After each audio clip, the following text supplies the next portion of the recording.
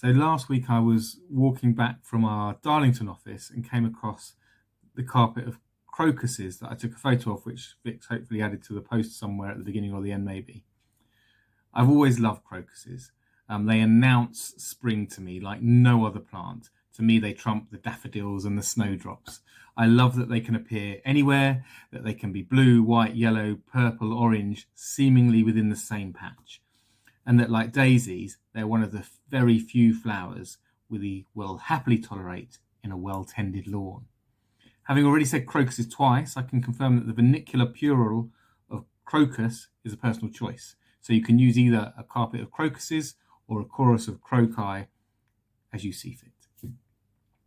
From what I've read, the name crocus comes from the Greek word for saffron, as the saffron crocus is where the spice is harvested from in its stamen and stigma, and then used in cooking and fragrances and for dyeing. Many people associate the crocus with happiness, rebirth, joy, and cheerfulness. It is generally recognised as a symbol for hope, that the dark days of winter are at an end, and that life will return and flourish.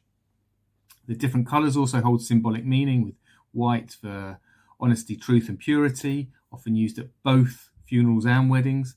That purple crocus of flowers symbolising hope, dignity, success, and pride. Orange for hardiness, blue, sadly, for those who are disheartened, and yellow for love. Buddhist monks favoured dyeing their robes yellow because they associated the saffron flower with humility and renunciation. The crocus appears in the traditional Jewish Song of Solomon, the flower being the symbol for spirituality, and is dedicated to St. Valentine, which I guess makes sense given the time of year that it flowers. Greek mythology tells the story of the mortal youth named Crocus being a lover of the messenger god Hermes. The lovers were said to be undertaking athletic pursuits when a discus was thrown by Hermes, hit Crocus on the head, mortally wounding him. The grief-stricken Hermes transformed his lover into a flower to preserve him, and the 3 drops of blood that had fallen from his head to the ground became the stigmata of the crocus, which is where the saffron comes from, saffron being red. The alternative version of the crocus myth says that the mortal crocus was in love with a nymph, Smilax, and sadly the love offered by Crocus was either unrequited or perhaps forbidden, so he died of a broken heart, and the gods in their pity transformed him into a flower.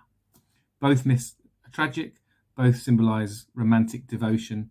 Roman myths also refer to the crocus as an emblem of love, often used in love-making potions. I love how such an unintrusive and undemanding little flower can elicit so much symbolism and generate its own myths and stories and meanings across the world.